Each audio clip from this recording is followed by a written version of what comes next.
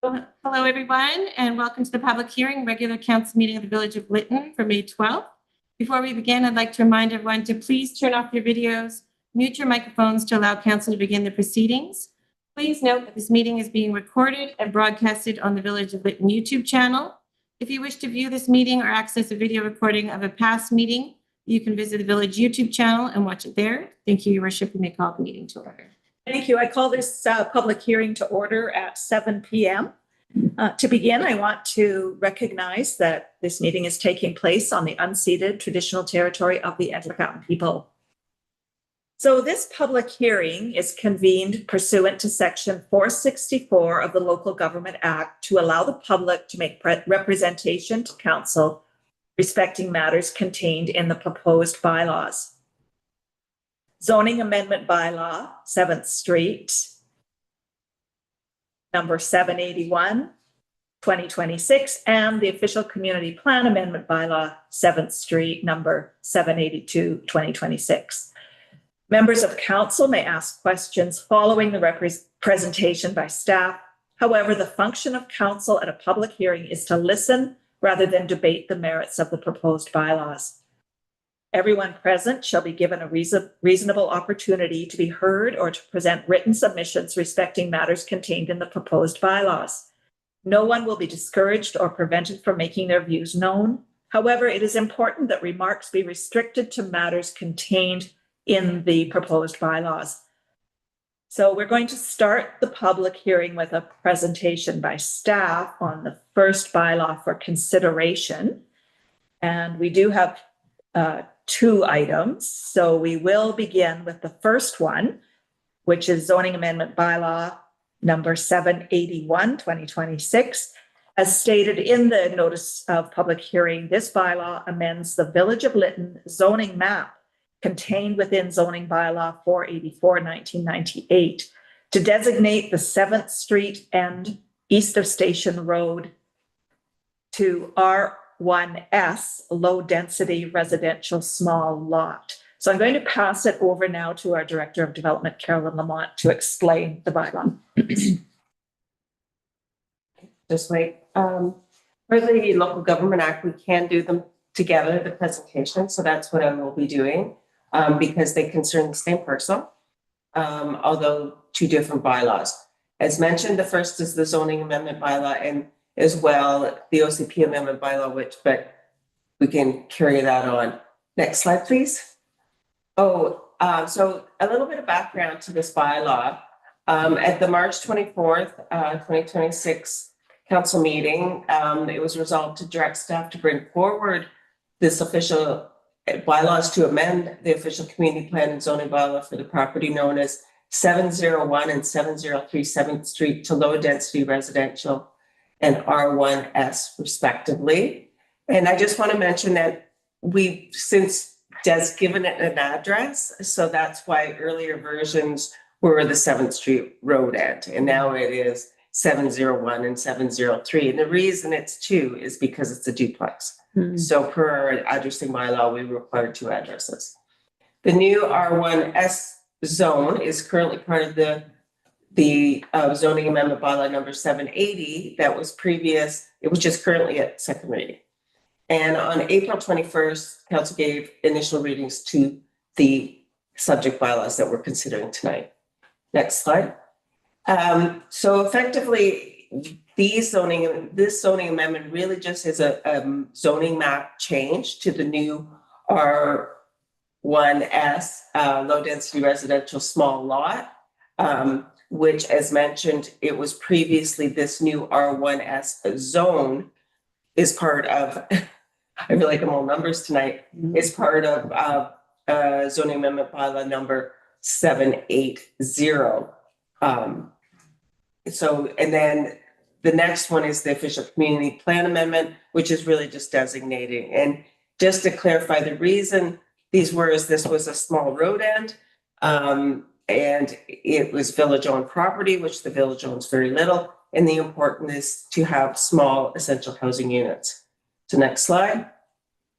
So the only difference in the current R1 zone is that the minimum lot area has been reduced. You can see And for most of you know that the original surveys were all, I believe, 464.4 square meters is 5,000 square feet.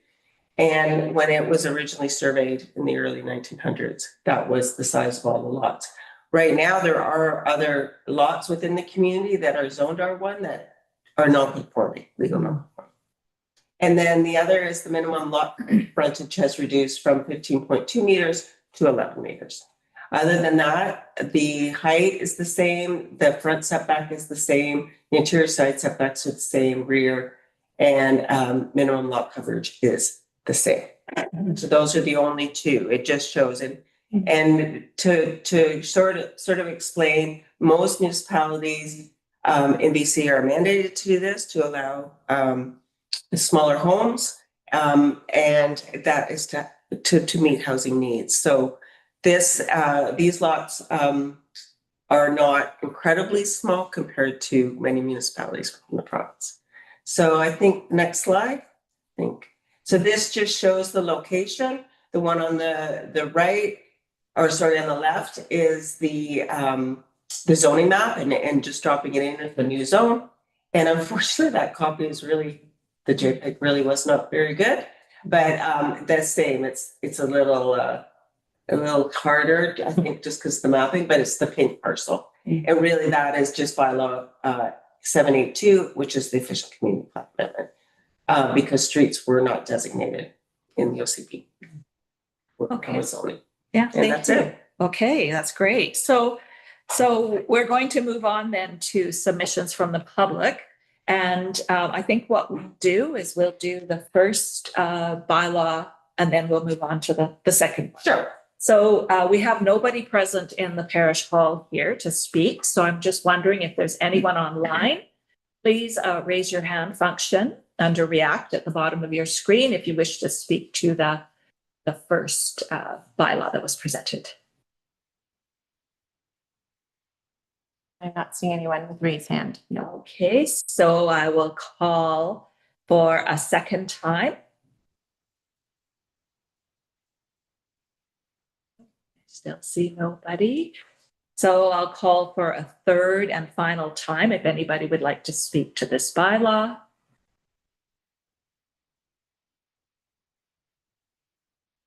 And Corporate Officer Storoshenko, was there any correspondence received regarding this? No, bylaw? there's no correspondence. Okay. All right, we'll move on to the second item, the second bylaw, which is the 7th Street Official Community Plan bylaw. And there's nobody in the hall to speak to it. So I'm going to open it up to the online. Please raise your hand using the React raise hand button if you wish to speak to this. I see no hands raised, so I'll call a second time if anybody would like to speak to this bylaw.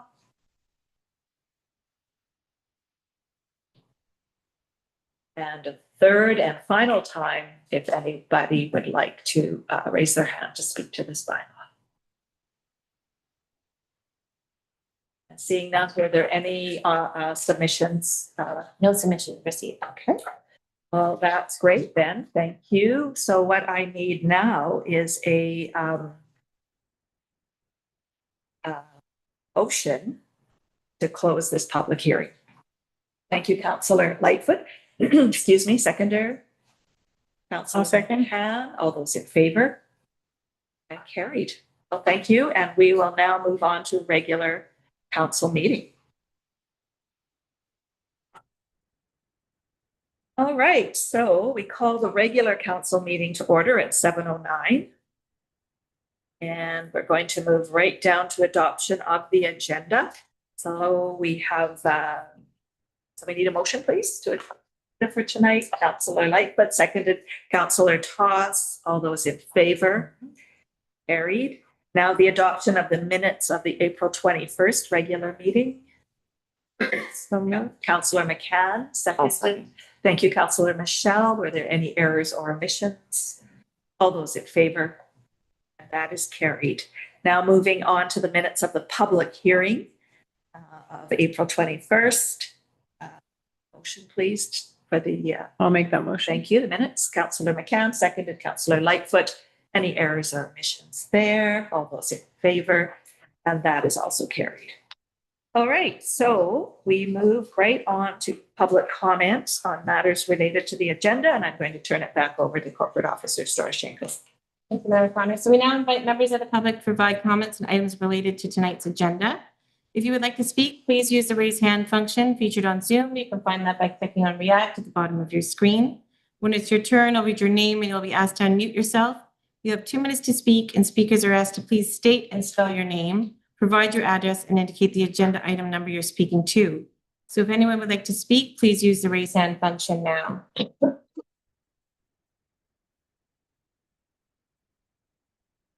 I'll call for a second time. If anyone wishes to speak, please use the raise hand function now.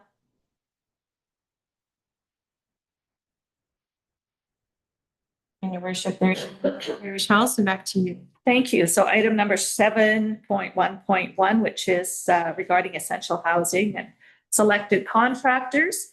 And we're going to, in our package, we have this as all one motion, but we're actually going to be separating it out for each of the projects into a separate motion. Okay. So I'm going to start, we will start with Lane 1, and we have a presentation.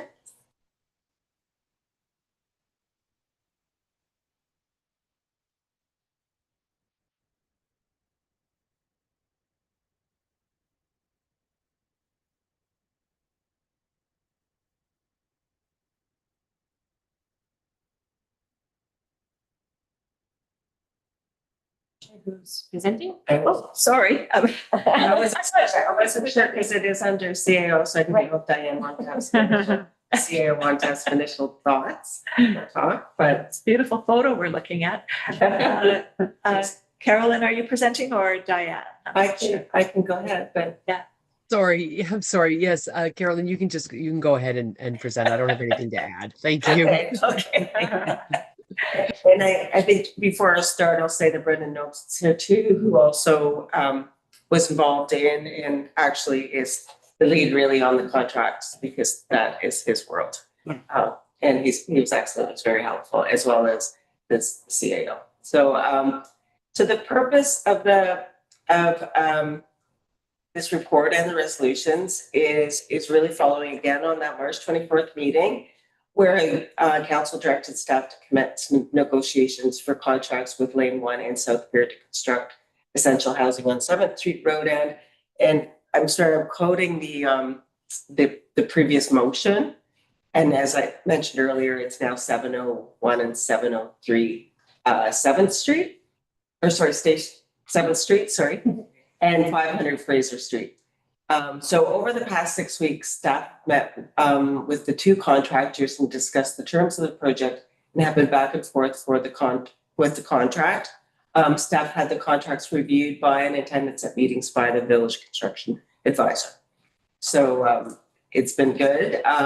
It's been very productive, and I also think the village is really working towards making sure that it's the best contract for us. So Lane 1 is out of Langley, and they specialize in designing, building steel frame manufactured homes, prefabricated modular homes, backyard accessory dwelling units, and tiny homes. Lane 1's mission is to make modern, energy efficient, maintenance free, and durable housing accessible for homeowners, developers, and communities across BC and beyond. So they propose a 2-story up-down duplex comprising of 2-bedroom, 2-bath units of approximately 1,570 square feet. And that's total, so not each. So you can see there's small units. The before tax cost is approximately $340 per square feet. So they definitely, I think if you recall, were the highest quality and the lowest per square foot. So we originally, in working with Brendan, typically residential builders use CDC. I will put a little personal point in. I didn't have one with my modular that I have recently built. However, we've been going back and forth to make sure that the village is not at risk. As late as 4:30 today. We got the final one, which has been referred to both the CAO and our advisor. So we've reviewed the contract for protection and certainty and the timeline, the timelines of payments. We have resolved it to make it more, what would say it's weighted more in the back end rather than all up front. And typically what happens with modulars is they fit it into their production line, really, and then they can sit. And I know in my personal experience, sometimes when they sit, they charge you rent. So there is no rent, if the site's not ready or they, for some reason, they can't start here, it's still fine. Nothing will change with that. So next slide. So as I mentioned, they'll construct their Langley factory, and then the site works and foundation are complete. They will transmit the buildings to the site. It's usually quite a fun, exciting time. A similar unit was built for Logan Lake. Actually, it's still a factory, and it's done as a wing transport. The village and Logan Lake both contract with the TNRD building department, which Lane One has already navigated. And I'm working again with Tony just to make sure, Tony Bolton of the regional district, that there's no hiccups. The village is currently coordinating with archaeological geotech consultants, amending the zoning bylaw and OCP bylaws, as you know, earlier today, with public hearing, to permit the use, and working with Exxon and Dodge on the road closure and raising the fee simple title. Raising this. Every title in BC, every piece of land should, unless it's crown, should have a title to it. And when it's a road, if you look at the old maps in Lytton, there is no title for it. So now when you close roads, you need to raise the title. It wasn't always the case. As a matter of fact, Pocket Park is legally, but I don't think the title was raised.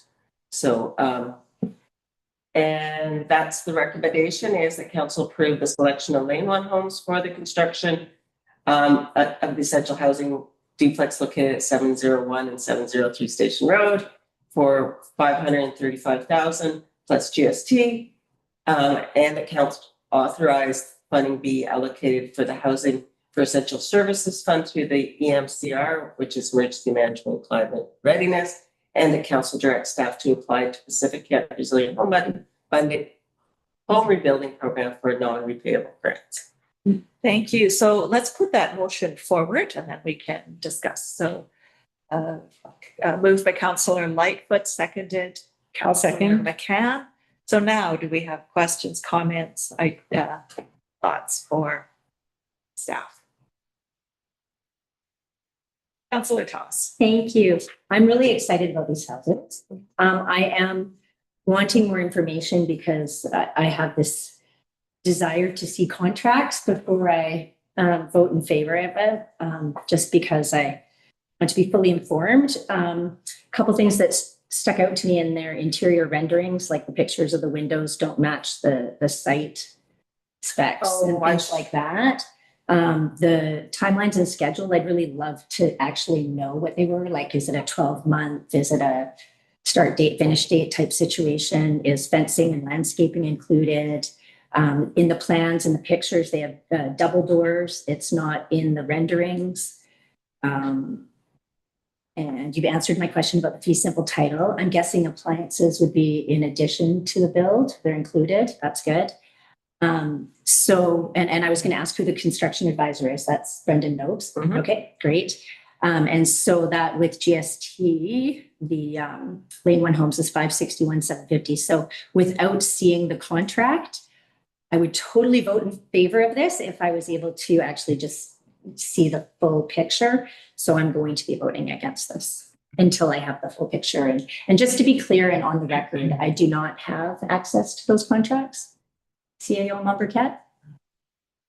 Okay, does anybody else have So any? that was a question to CAO Lumbercat. I'll refer to our corporate officer on that. I think she's already looking into this question. But typically staff don't provide council with the entire contract. We give a summary of the key terms, and council relies on us to make sure that all of the other kind of standard provisions are in there.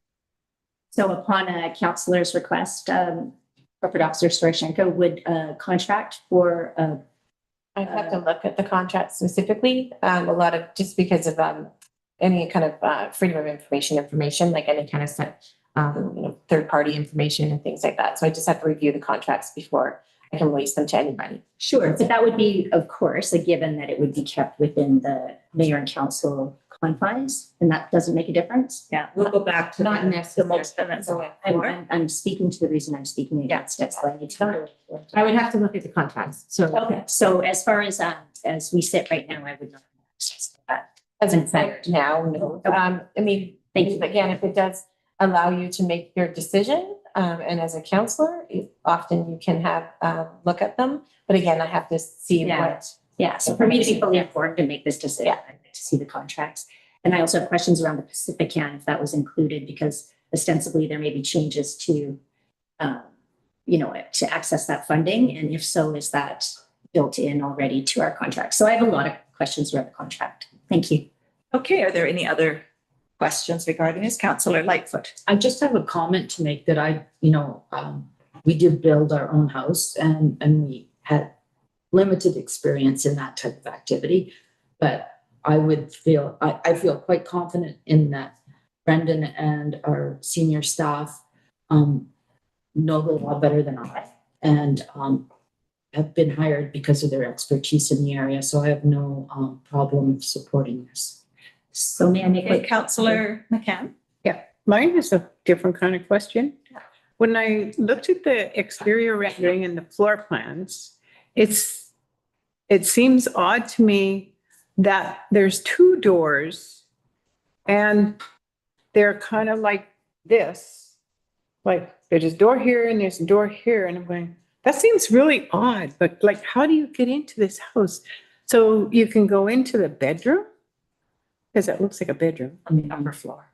And this, is that right? Yeah, both floors are like that. Yeah, I know.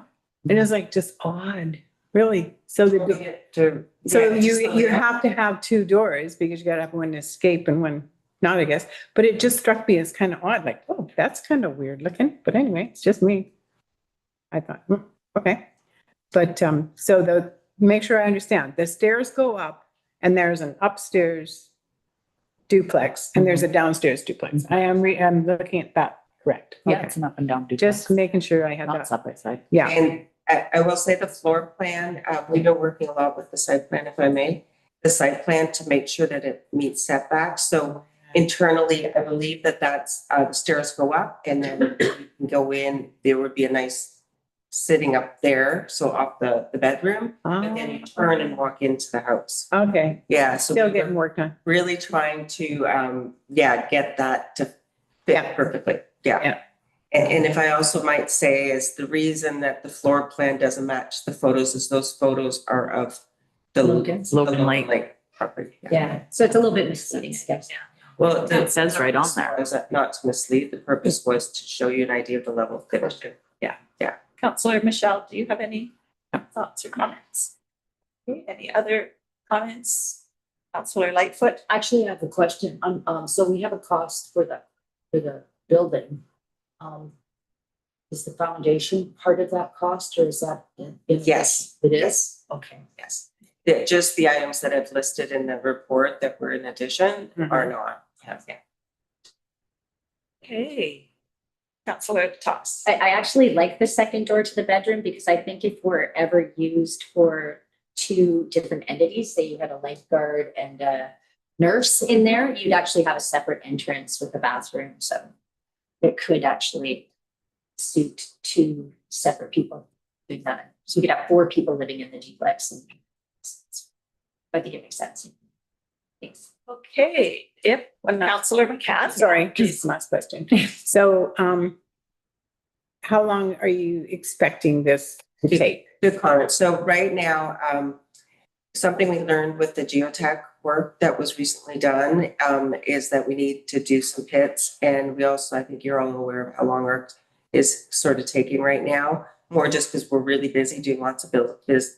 And we have one art person. So it's just fitting into her schedule. So those are the two. And I was pretty clear that I was worried about us not meeting our deadlines, but they really have said like a 4 to 5 month time period. So even if we were pushed back by 3 or 4 months, they still are meeting the timeline that was set down through the RFP. Okay, thanks. Okay, if there are no other comments or questions, I will call the question. All those in favor of this motion? And opposed? And that motion is carried. All right, we're going to move on to South Pier, but before we do that, I'm going to recuse myself from this conversation. And I know with our code of conduct that we all had to sign, any real or perceived conflict of interest, we need to recuse ourselves, and because I have a relationship with that company.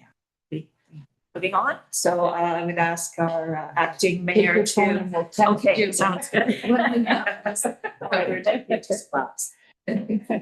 Thank you. Okay, so the second part of this motion and the reason it was divided was because to provide venue for this conflict to be expressed. So staff can we now proceed with South Pier? Yep. So most people know South Pier. They in John May, so they've been working in Lytton for a while. Their mission is quality, integrity, and results, and have become established in the fire and flood rebuild business, as well as a licensed home builder. And they've built 5 homes already in Lytton. So they propose a little different. So this is more of sort of probably a family unit, 2-story, 3-bedroom, 1 bath, detached dwelling of approximately 1,140 square feet at a price of $475, $451.34 plus GST. And the before tax cost is approximately $417 per square feet. They're covering the costs, however, of the geotechnical investigations, and familiar with working in Lytton's secured workforce housing. They have the wind, the heat, et cetera. So in some respects, to have a different stick builder, unless they were familiar with the area. So again, that was a win we felt. The applicant is covering the cost. Oh, sorry. And then one thing on the contract, the draft one we had was a CCDC, and Brendan is here if you want to know the difference between a CCDC 2 and a CCDC 14, but we did have discussions with South Pier today, and they're fine with the CDDC 14. I don't have to say that too fast. The village is, again, coordinating with archaeological consultants, amending the zoning bylaw to permit the use, and working with the surveyors on the excellent dodge on the said survey. So next slide. It's a really cute little house that's very functional, 3-bedroom, 1 bath, living, and it sits pretty much in the middle of the lot. And there are 2 windows, I believe, on the side, the north facing side, and I don't think there's windows on the south facing side. The next, you see the stairwell in the closet. So this is a council approved the selection of South Pier Frameworks, SPF Limited, for the construction of essential housing detached dwelling located at 500 Fraser Street for $451,051.34 plus GST, and that cost council authorized the funding be allocated from the Housing for Essential Services Fund to the Emergency Management Climate Readiness, and that council directs staff to apply through the Pacific and Resilient Home Building Program for non-repayable grants. And I will just speak to that Pacific Can because it was raised before. I had recently just met with her with Pacific Can and said, I know this is a little different, and she thought she could figure. So we're going to continue to have that dialogue on that. So, and we felt that with because they're all doing hardy, they're all doing metal roofs, like it's we feel we could get there. And certainly I was legally on this. So there's a motion before us. Can I get someone to put that on the table, and then I'll make that motion. Seconded? questions from council? Yeah, Councilor Joyce, thank you. Okay. Acting Mayor Lightfoot. Again, for the same reasons, I would love to see contracts to be fully informed before voting on it. But some of the specifics about this particular plan that I want more information is, like, for example, and I bet this could be, you could just probably tell me Carolyn, but it doesn't have like the southwest, east, north, like typical. It just says front and back. To get to the actual South Pier one. So I found that the drawings provided were vague, and again, the construction schedule is not laid out. And you've just told me it's metal, so I was going to ask that. It looks like asphalt. Oh, it might be, it's a fire resilient, but I might have misspoke there, but definitely the hardy siding. And the reason is that is how a design build process goes, is that he has a list of standards that are in the contract that were part of the submission for the RFP, which will also be part of the contract. So it's all there. Okay. It will all be there. And then the landscaping, archaeology, PST on top of that, or GST, pardon me. GST, you get a refund, don't you? Mhm. Oh, we get it back? Yeah, that's why it's always separated out. Okay, so that's. Yes, yeah, so they always put it in as that, and PST doesn't apply because it's a new. Okay, and then I'm curious, you spoke a little bit about the Pacific County, working with you in terms of kind of making an exception, because my understanding was they would not cover rental properties. So are they just kind of putting it under the residential as a village owned? I'm not sure, and that's Does it work why with we're us? gonna work with us on Okay. it, and that's why I want just direction for you to start that work. Okay. And so do you anticipate having to change the plans to accommodate the Pacific County requirements? No, and I have actually, I talked to both the proponents sort of about what Pacific Can is about with the net zero and the fire resilience. But if we did, we'd have to come back to you. So if something Okay. changed with the number, we would come back to you. And within the timeline, I'm still going to vote against it because I haven't seen the contract, but I still want to ask these questions with it because I'm suspecting it's going to pass. With the timeline with South Pier, is there a sort of a penalty, or is there a checks and balance to have it built within a certain period? It's within the contract, the timeline, and I believe it's the end of the year because quite frankly, it's not them, it's me. And I'm just so busy. So I once didn't we get to start, it. they have a 12-month period to complete. Yeah, off the top of my head, yes, I believe it's Something like that. Okay. I know that in the RFP, it was up to end of October, I believe. And then just because it's been on staff, just getting it But done. we're not on the hook for that because you said 5 No. months. No, we, Elbow room with us. yeah, Great. we're the client. I'm totally in favor of these. Don't get me wrong. I just should in the term. Any other questions or comments? Councillor McCann? I want to put Brendan to work. I want to explain the difference between those two, CCDC2 and what they have. I So- might as well find out what it is. Sure. So a CCDC2 contract is used when there's an owner and a separate consultant. So in this case, if we had a separate architect in place or a separate consultant team, then we would have a CCDC2 in place. A CCDC14 is when the consultant and the builder are a single entity, and it's a design build contract. So that's why it's more accurate to use the 14 than the 2. I see. So it sounds like that's like the kind of protocol for a design build is what you're Yep. saying there. Exactly. Yeah. Yep. And this Yep. is a design build project. Yep. Exactly. Thanks. Okay. Councillor Toss? And this is my last question. Just curious about the contracts. I know that we have some qualified people looking at them, but have we vetted any of our construction contracts through a lawyer? No. Okay. Thanks. Any other questions or comments?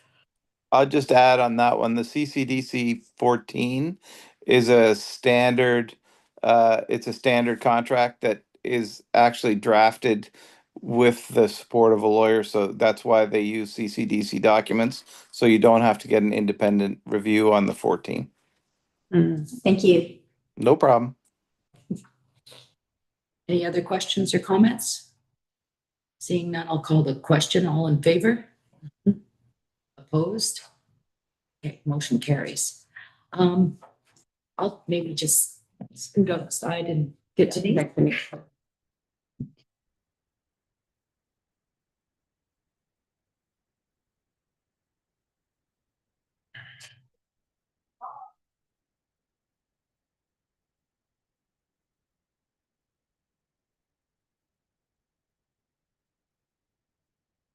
it's done that electronically. It's a beautiful evening out there, so it's gorgeous.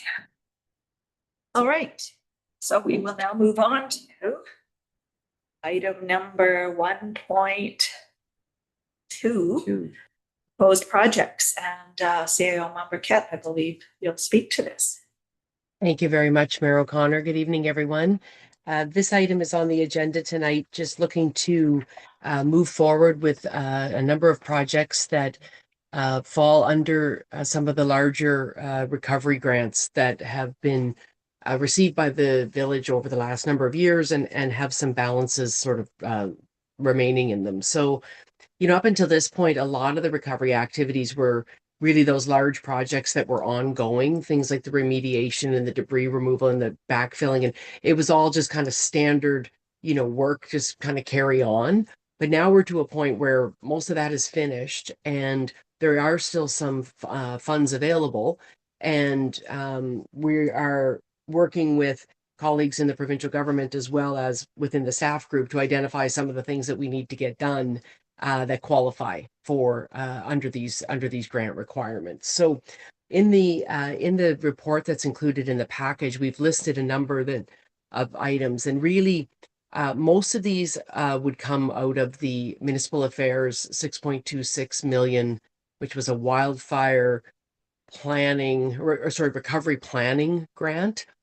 So really looking at projects that are focused on planning and getting ready for the future is what kind of the real the focus behind that one is. So you'll see like one of the first item there, we've been working on looking through the NDIT grant programs, and one of the ones that we were interested in applying for is the downtown revitalization plan, which then NDIT uses to assess you for other grants to do the work.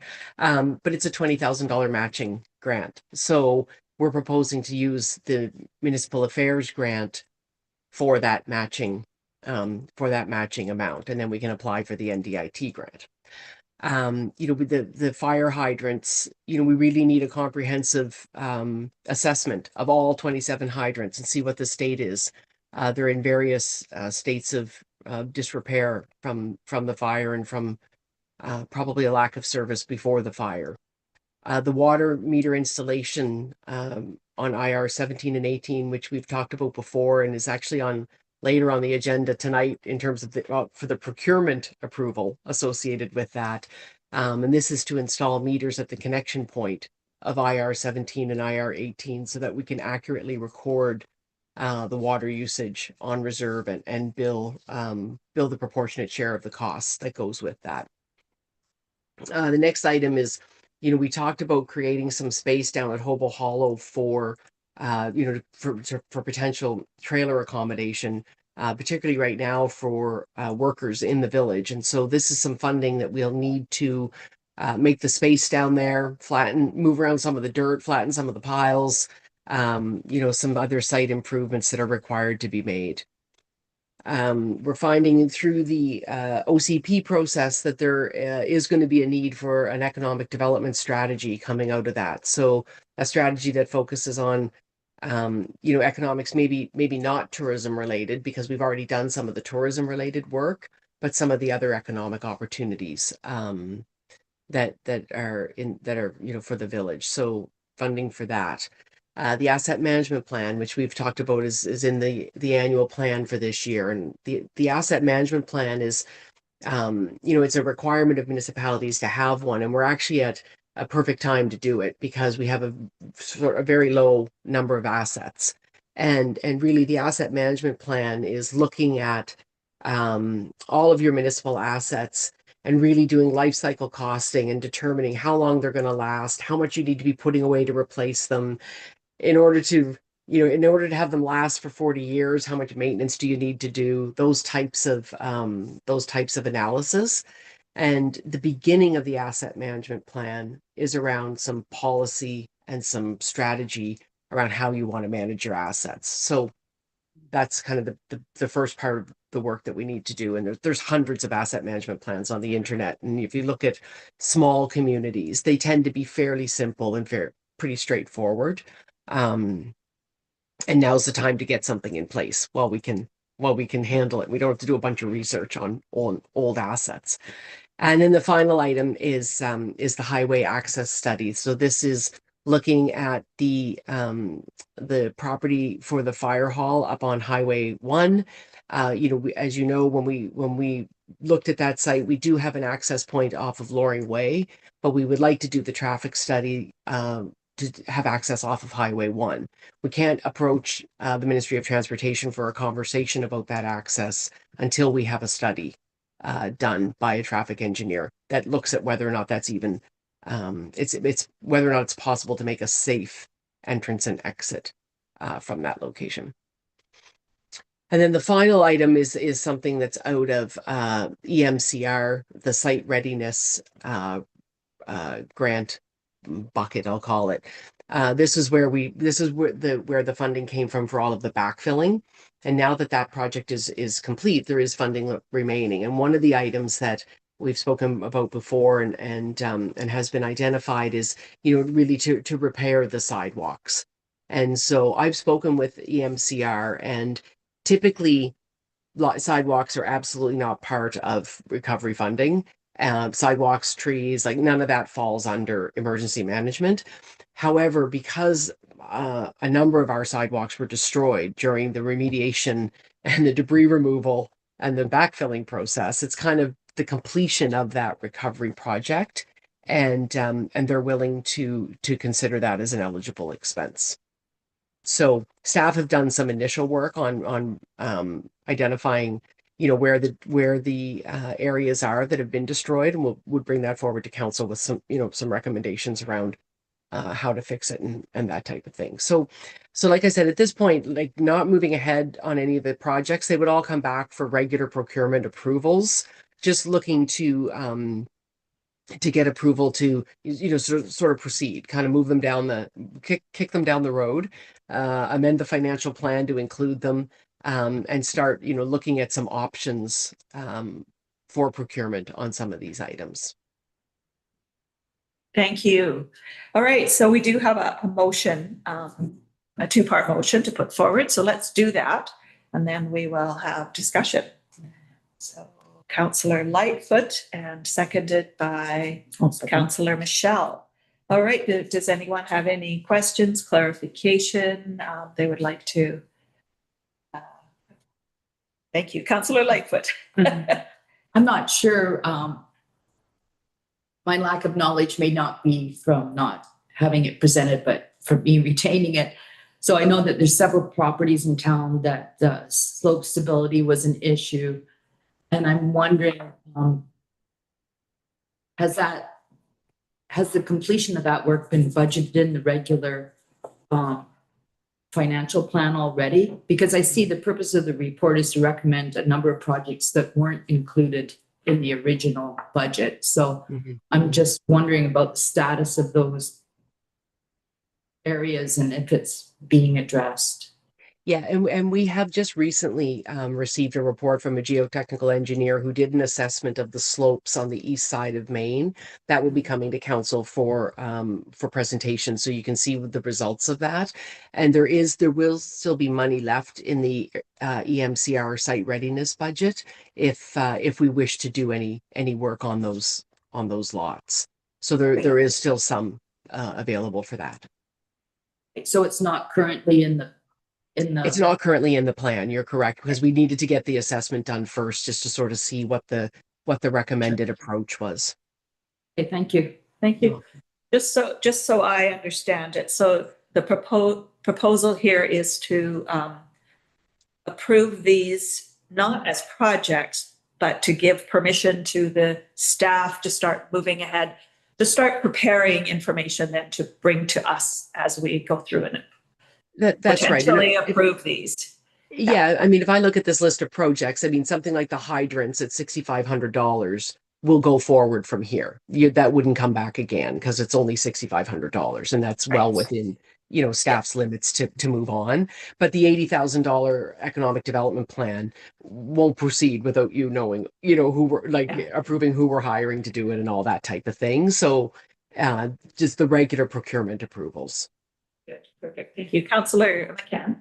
And just making sure that I understand the second part of the motion is to prepare the 2026-2030 5-year financial plan amendment.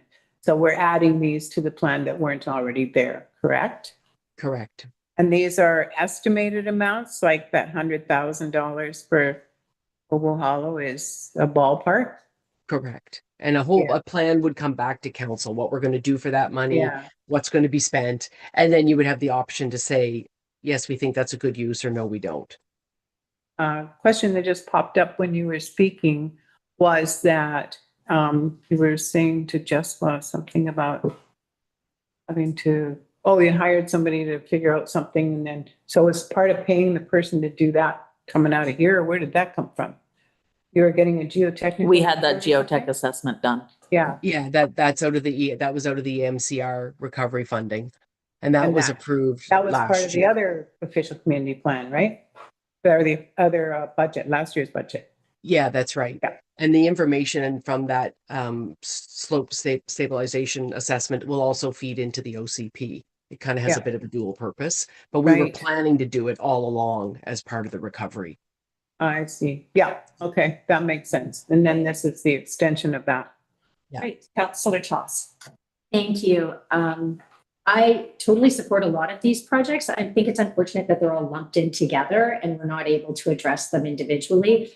Like the ECDEV strategy, I'm vehemently against, in that it's going to be another consultant, another report, where I'd much rather see money like that spent on, say, upgrading the raft takeout or hiring a grant writer, but that hasn't come before council. So this is kind of thrown at us in a bunch of items that, and there's other things that I kind of question here. So I'm not comfortable, passing these initiatives in one lump sum. I'd much rather address them individually.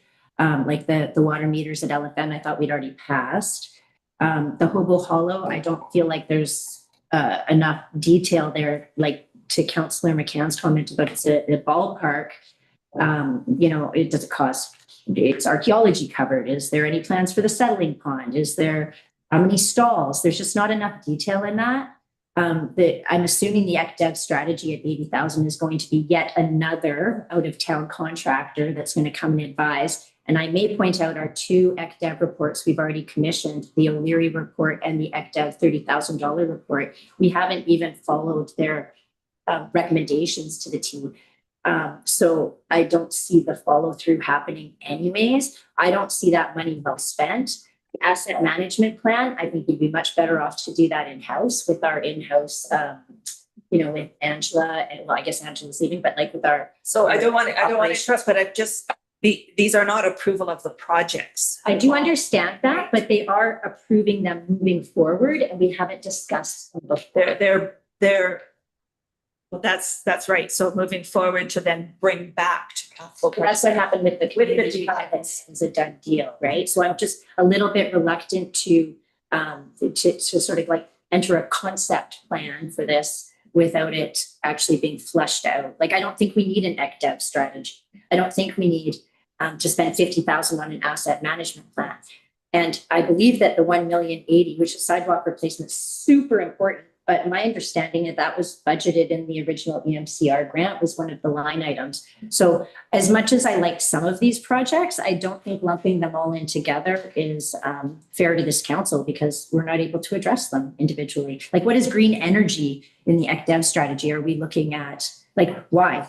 When there's other things, like maybe asking the mayor and council what might be things that they would like to spend some of that money on, like a grant writer or a raft takeout improvements. That would be definitely an ECDEV improvement, to have the sturgeon fishermen and the rafters being able to come up that previous raft takeout. So yeah, I'm not happy with the way that this has been presented and lumped in together, and we're just expected to pass it without enough information. Councillor Lightfoot. I like it. I think it's an ambitious opportunity to explore things that will move things ahead. The only low item I saw was the fire hydrant servicing, because I know there's a lot of fire hydrants and I know that they are a mishmash of brands, and all the components are really expensive. So my hope would be with the fire hydrant servicing quota or document there, that we would just have a list of what we need to go and find, because I think it'll be an expensive repair to get everything up and running in good order. That's So- actually a quote to get the assessment done. And then the assessment will tell us what we need to do to the actual hydrants. Yeah. And just to continue a little bit, the Hobo Hollow Construction Park, that's a big ticket item, and I'm not really sure. The ECDEV strategy, $80,000, it can go anywhere we want it to, really. And it will be advertised locally. And if someone local is interested and has the skill set, they can apply and probably be well received. It's just, sort of, so I think the skill set is important. Where we find it, ideally would be locally, but it may not always happen that way. Thank you. Councillor Michelle, do you have any comments on this? Councillor Just Todd? one more. I'd love to see this, this council and staff consider with the ECDEV strategy to involve the Lytton Chamber of Commerce. They're well situated to provide very experienced direction with this. And I know we've been working towards some messaging with pamphlets or whatnot to encourage investment. And I think that money would be much better spent supporting the Chamber of Commerce, because they know the needs of this community. And I know that's not part of the motion, that 80 grand, like to Mayor O'Connor's comment, could actually go to them if they applied per se, but it would be nice to give them that opportunity to keep that talent, use the talent in Lytton. And I'd just like to speak that I'm good with having them all together like this. These are all really important things that we've chatted about before, and it's really great to see them coming forward, and more to come. I look at the importance of that economic development strategy, importance for, applying for grants later on, and all of those kinds of things that something like that would offer us. With Hobo Hollow construction, accommodation is huge, right? We need a place for people to live, to work, while they're working here. So they're just the asset management plan as well. I think, thank you for saying that we're in a good place to start. Our assets are very minimal right now, the ones we have. And so we could get that, if we get a plan going, and then add on to it as our assets come online, as we build and things like that. So I'm in full support of this. The other councillor? I'll just hopefully wrap up the comments by saying my understanding that this is basically to include it as part of our budget, so that it doesn't get missed, so that it gets done, so that it's public information about what the planning is. And then it'll be dealt with each item as it needs to be. And then if we're missing something, we can say, what about that thing that we thought we were going to see? And somehow it never really happened. And then we can be responsible for that. So I appreciate the process that we're going through, and I support it. Okay. Councillor Toss. Thank you. Mayor O'Connor, I do not believe we actually have ever discussed creating an economic development strategy for $80,000. And maybe we haven't. Okay, thank you. Okay, so I'm going to call the question then. So all those in favor of this motion? Opposed? Okay, and that motion is carried. All right, so we move on to the archaeology grant amendment. And again, CAO Monberket. Thank you, Mayor O'Connor. And this is a little bit of a housekeeping item almost. The archaeology grant program, as you know, was initially set at $5,000 per property, was later increased to $20,000 per property. And that's how we've been operating. We've been operating that way now for a couple of years, and looking at properties that were the grant is the owners who owned the property at June 30th of 2021 are eligible for the grant when they go to rebuild and they have a valid building permit. So recently we've hit a situation where we have larger lots and they're commercial in nature, and they are two lots that have been consolidated. And so because the property is twice as big, the owners have asked if they would be eligible for 2 times the archaeology grant. And I don't think it's all that different from any of the other recovery services that we've provided. We've provided the same level of service to every lot, regardless of whether the lot was bigger or smaller or the specific size of it. And so I sort of feel like in order to provide the same level of archaeology service on a lot that's twice as big, we need to have sort of double the grant available for that. So the proposal is just for council to just to confirm that the, you know, in situations where there is obviously consolidated lots, that owner would be eligible for a $20,000 grant associated with each of the former lots that have been consolidated. Does that make sense? Okay. Okay, so we have a motion to put forward. I'll make the motion. Thank you, Councillor Michelle, seconded. I'll second. Councillor McCann, are there any questions or comments regarding this? Seems fair. Makes full sense to me. So all those in favor? It's carried. All right, moving on to the water project approvals. And again, CAO Lumbercat. Thank you, Mayor O'Connor. And this is just looking for the specific procurement approval on 2 water projects. So we had in our list of projects to be paid for from our $5 million water grant, we did have one project, you may remember, to install actual water sampling stations.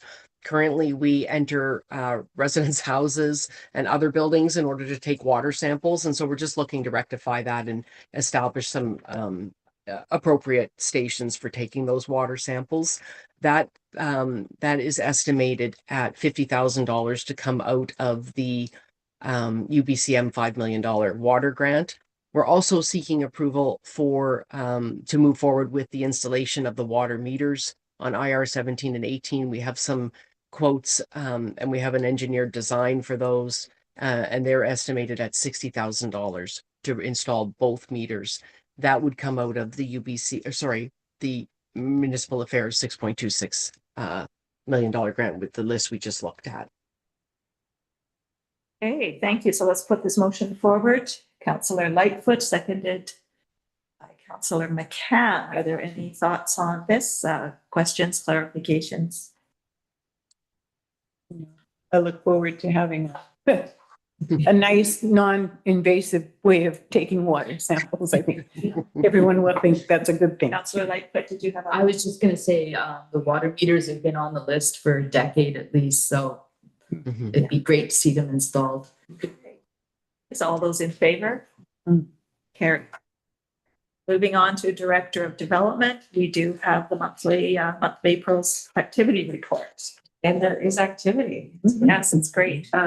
So as far as building permits, we continue to receive inquiries, and some of the existing building permits are being closed or getting occupancy. There's 3 new building permit submissions: the grocery store, Suncatcher's Craft, which is exciting, and Village Office, as well as we understand a commercial building is coming shortly, or a mixed use building.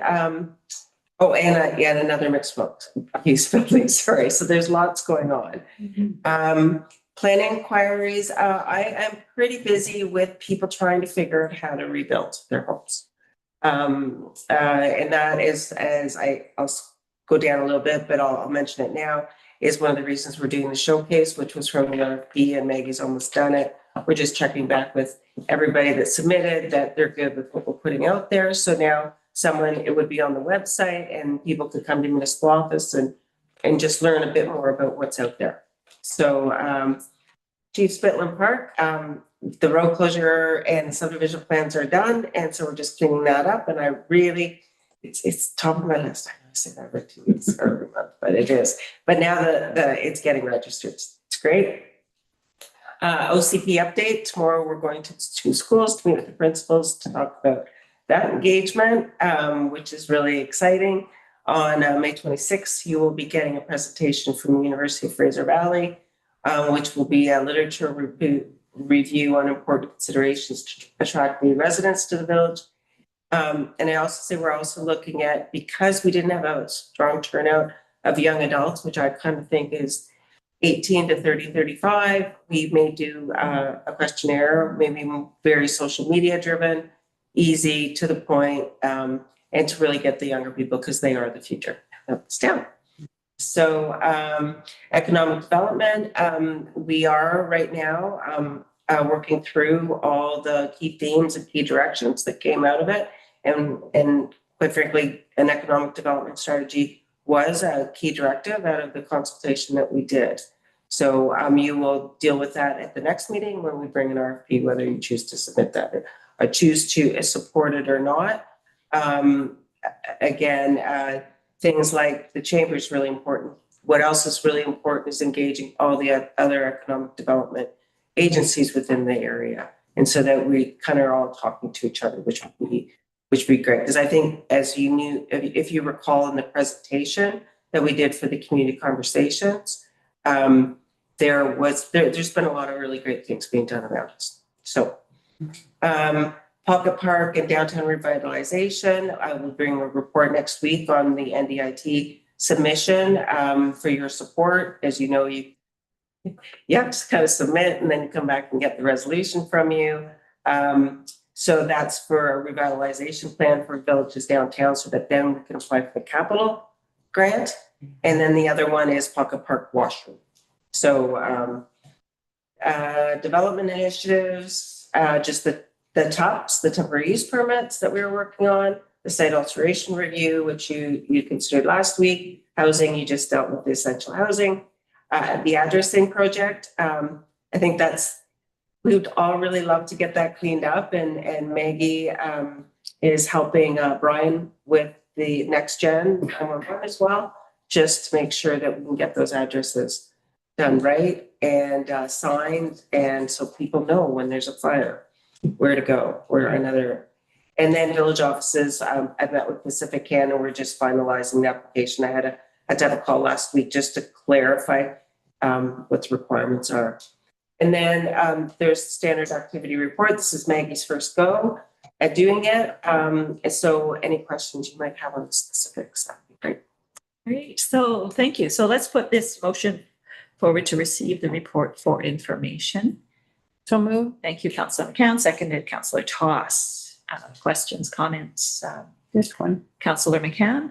just a little typo because it carried through from the other one. Oh, no. Site alteration review is right, but then review of site alteration permit.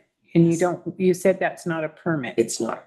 Yeah, so probably we want to take that word out of there. Yes. Yeah.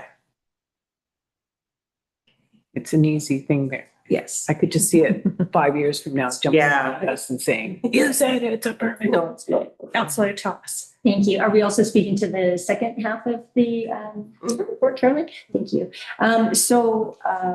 Great work, but I did have a few questions. So with the Pocket Park project, who is leading that? Is that you? Right now, because it's like, obviously the NDIT grant is with the washroom, because I'm a grant writer. I know you talk about grant writer, but I am the grant writer. That's good. Well, I am economic development. So yes, I write the grants. So, but it's being managed pretty much by Tanya now, which is a real relief for me, because she is a horticulturalist. This is what she's done. She's got decade experience in merit. So, yeah. I heard from a community member, she was taking direction from a man the other day about the irrigation system. Who would that have been? That would have been the landscape architect. Okay, and so that trumps Tanya? I don't know if this is an appropriate Okay. conversation. So I'm just hoping that there's some clear leadership from Tanya, that she is in charge. Yeah, we're not talking about specifics. Okay, so it's good to hear. And then under the housing, you've put, or somebody has that, here we go. The consideration of contracts with South Pier and Lane 1 are also on the May 12th, 26 council meeting.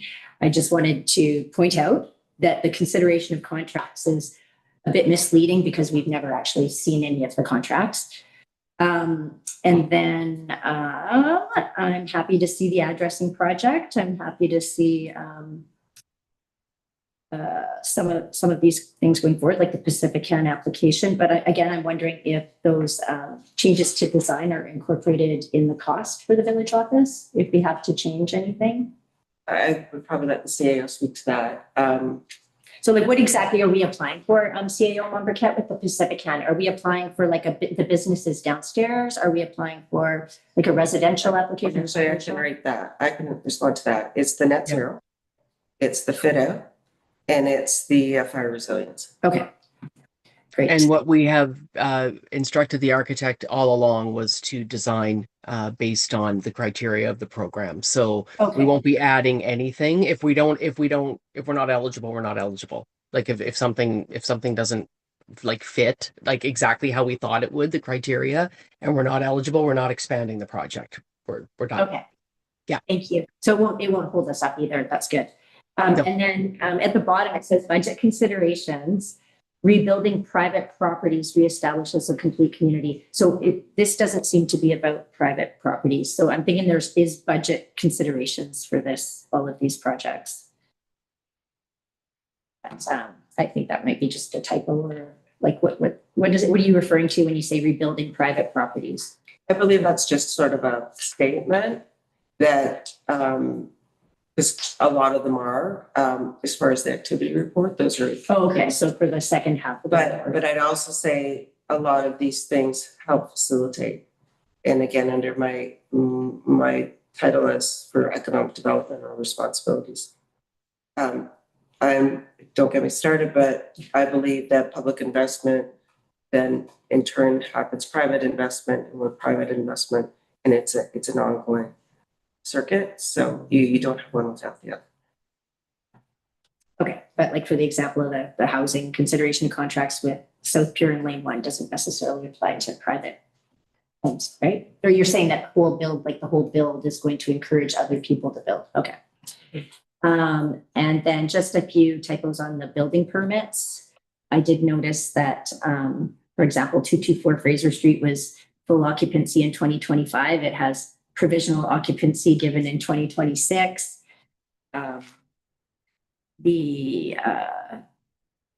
So for the Main Street Village Office, application under review, is that Pacifican? What is exactly what's holding us up at the village office for breaking ground right now? It's just built-in permit review. Just the typical, okay. Just the review of that. All right, thank you very much. All right, are there any other questions or comments? Okay. Oh, actually, I do have one more. The inspections, Grey Wolf 0, inquiries, Grey Wolf 11. So that's people calling up Grey Wolf and then you get their data from them, give them a call or whatever with your weekly meetings. They say we've had 11 inquiries in April. Thank you. It is so encouraging to have this many inquiries and people coming forward. So I'm just really pleased with that too. Okay, so let's some of them are more than one now. Some of the same person. call the motion. All those in favor? And that's carried. All right, so now we move on to bylaws for readings. And the first one we're looking at is we just had the public hearings on these. Zone Amendment Bylaw 781, 7th Street. So we're looking at giving third reading for this bylaw. So move Lightfoot. Thank you. Seconded by Toss. Any further questions on this or comments? No, all those in favor? Carried. Now moving on to the 7th Street bylaw, 782. And we're looking at third reading as well. So move to the official community plan, McCann, Councilor Michelle. Any comments? All those in favor? Carried. Perfect. Now we move on to bylaws for adoption. And the first one is the annual tax rate bylaw. And we'll put the motion forward to adopt this bylaw. Lightfoot, seconded by Councilor McCann. Any further questions, comments? All those in favor? And carried. And just before we go into the next one, I just want to confirm as this bylaw here relates to recreational vehicles, I'm just wondering whether there's any perceived conflict of interest. Like, Well, it's up to you, but sure, yeah. As a rule. Give me a right? Okay. Yeah. Okay. All right. So we have the zoning amendment bylaw regarding temporary housing, 776. Moved by, thank you, Councillor Michelle, seconded by, Councillor McCann. All those in favor? Carried. And the next one, I don't believe refers necessarily to recreational vehicles. Is that correct? Corporate Officer Storshenko. Temporary use permits. The second one. Can you bring Councillor? It was the same. No, I don't. properties Right? or- Yeah. It's not.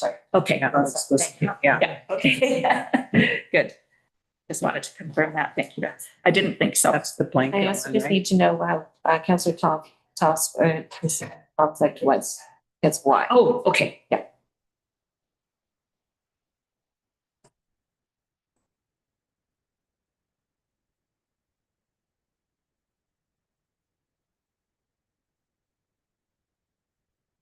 Good. I apologize, Councillor Toss, that forgot to ask you the reason why we need to have that, why you recused yourself. Because I have a interest in recreation vehicles on my private properties. Thank you. That's good. Okay, thank you. Appreciate that. Okay, so now we're on to the last of the adoption for bylaws, which is on bylaw 777. And who would like to put that one forward? I'll move that. Cam, seconded by Councillor Toss. And there are no comments on that. Those in favor and carried. All right, now we move on to reports.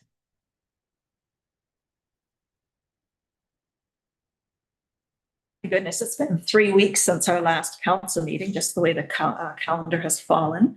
And I've been very busy. Lots of Zoom meetings, a few media interviews, just a number of things happening. But sort of the key things, when I looked on my calendar, April 27th, along with CAO Marquette, we visited Mayor Smith and her CAO in Logan Lake, where we toured some of their municipal buildings, including their fire hall that was just recently built. I think in 2017. So it was just great to see our recent fire hall and ask questions, get some information. April 29th to May 2nd, I attended the SILGA conference along with Councillor McCann. And I attended a number of sessions. It was 3 days we were up there. It was a great event up in Revelstoke. Highlights in no particular order were touring the Revelstoke Dam, which was very interesting. Listening to a couple of keynote speakers, and one in particular was George Abbott talking about the of his book Unseated, and actually I won one of the books, so he's great. And then, of course, networking with other municipal leaders and as well different organizations that were there being represented at SILGA. And and then the sessions, it was just a really great couple of days. On May the 7th, I attended a UBCM webinar training regarding planning for meetings with minister and staff at the fall convention. They've already started that process. It's hard to believe. And then just finally, I just want to show appreciation to the organizers of the volunteer recognition night that happened here since our last council meeting, and the Emergency Preparedness Expo, 2 wonderful events that took place. And I forgot to mention that on May 6th at that expo, along with Chief Hannah, I provided some opening remarks at that event. I was asked to do that, so on behalf of the village. So that is my report, and now we will move on to the next person, Councillor Toss, I believe. Thank you, Mayor O'Connor. I don't have a lot to report. I did want to thank CAO Marquette and staff for providing the planters around town. I noticed there's dirt in them today, and it kind of made my day. So thank you very much for actioning that. And my concerns around the settlement pond, I really, really appreciate that. It makes me feel good. And I'd like Mayor O'Connor would like to thank both the organizers for the volunteer event and the volunteers themselves. And I also wanted to say I enjoyed the tour of the sewer treatment plant. That was very informative, and I thank Jean, our Public Works lead, for humoring us on that. I learned a lot and gave me some perspective. So thank you for staff and all that. And that's my report. Thank you, Councillor McCann. Well, I wrote a book for everyone. Yeah, yeah. But it has been a busy time. So a number of events and activities, I won't list them all, but I did compile a list and it's quite thorough. I went with the mayor to the Southern Interior Local Government Convention, as she mentioned. And of course, the committee of the whole meeting and the tour of the wastewater plant. Found that quite enlightening as well. On May 6th, I was at the Fire Smart Collaborative Emergency Preparedness Expo as the MC. And yesterday went to the Teak, I can't say that properly, the women's shelter Mother's Day event. And that was really nice to attend that with a number of other people from the community.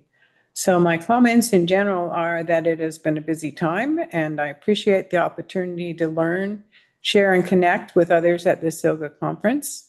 I'm pretty sure that Meryl Connor scored the highest total at the bowling event, just so everyone knows. And as well as earning respect from our delegates as our mayor. The emergency, I'm not going to say all things I did there because you did a nice summary of that.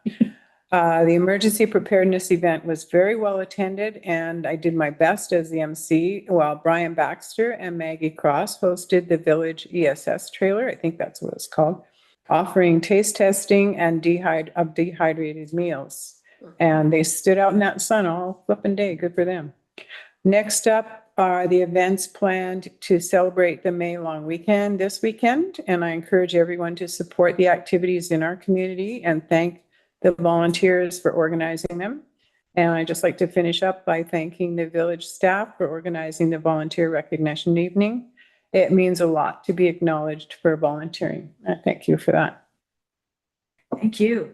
Councillor Michelle. Nothing to report. Councillor Lightfoot. Not a lot to report. I participated in a museum meeting. The group is organizing and doing inventory of what they've got and trying to explore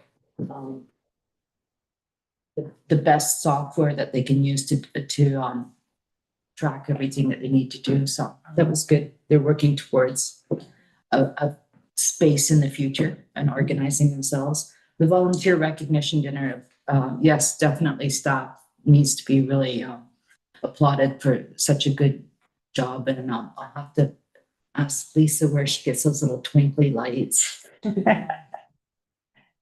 I participated in the committee of the whole and I made it to one coffee. As Councillor McCann said, May Day celebrations are well organized this year and it looks like the volunteers have really put a lot of effort into it and I hope that the weather allows us to enjoy it to the best.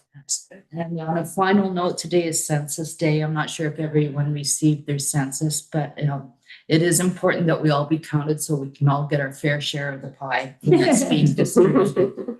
Yeah, right. Thank you. Thank you. All right, so we are, that does bring us to the meeting. We're going to be moving into closed and we need a motion to do so we can discuss community charter message sections C and 92B. Councillor Toss, seconded by Councillor Michelle. All those in favor, carried. Okay, thank you very much. And I'll turn it back over to Corporate Officer Stuart Thinko. Thank you, Mayor Connor. That concludes the public portion of the regular council meeting for May 12th. We ask that members of the public and staff exit the meeting as council proceeds to close. Thank you for joining us, and I invite council to take a short recess while we prepare the meeting for closed. Thank you. Good. Okay.